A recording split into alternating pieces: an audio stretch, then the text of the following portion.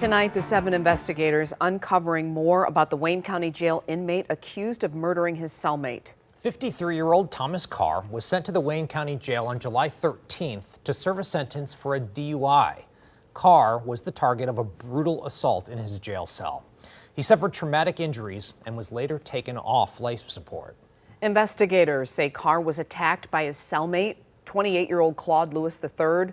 Lewis sent to jail after being charged with domestic assault. Now, 7 investigator Ross Jones has more on Lewis's lengthy mental health history that the jail appears to have missed and evidence that deputies may have neglected their duties.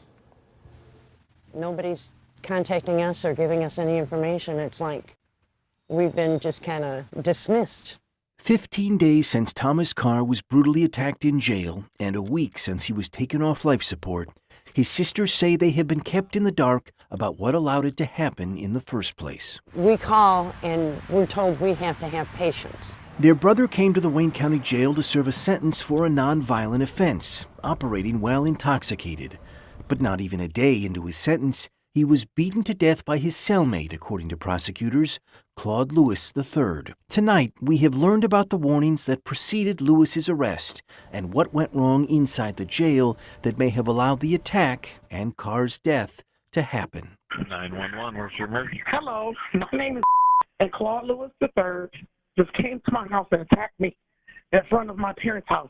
This is the 911 call from July 10th from Lewis's ex-girlfriend. He punched me in my face and ripped my shirt off. I also have called on him. He's chased me before. I have a PPO order out on him, everything. According to court records, Lewis had been previously convicted of assault, and Romulus police said he had been accused of domestic violence too. Still, even though Lewis was charged with a violent offense, the Wayne County Jail still paired him with a nonviolent inmate. 911, my name is Claude Lewis III. And there were other warning signs that appear to have been missed. Shortly after his girlfriend called 911, Lewis did too, and made this startling admission. I'm going to let you know that I am labeled as schizophrenic bipolar, so the reason why I'm calling is so she can't get me locked up in jail. And I'd rather just go to the psych ward and get assistance. Lewis had a history of mental illness that was easy to find if you knew where to look. His probate file in Washtenaw County tells the chilling story of repeated attempts to get him help. In September 2021, he was court-ordered for psychiatric treatment after threatening to kill his girlfriend and her family. He believed they were poisoning his food and accused his mother of stealing hundreds of millions of dollars from him. Doctors said he was schizophrenic, paranoid, impulsive, and unpredictable. Lewis was involuntarily committed to Stonecrest Psychiatric Hospital in 2021 and had been hospitalized in 2020 and 2019.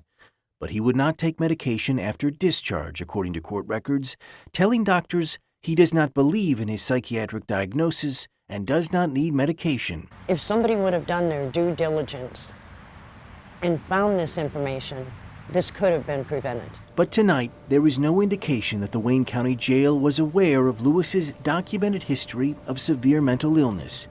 We do not know the results of his mental health assessment from medical staff inside the jail, but know he was not placed on the county's mental health floor, which would have led to closer monitoring by guards. I mean, it was like a freight train coming at you. There's no other analogy I can think of. And there are signs of other significant failures from inside the jail that day. As we told you last week, the jail has struggled with understaffing for years, and in 2021 went from 5 guards on each floor to just 3.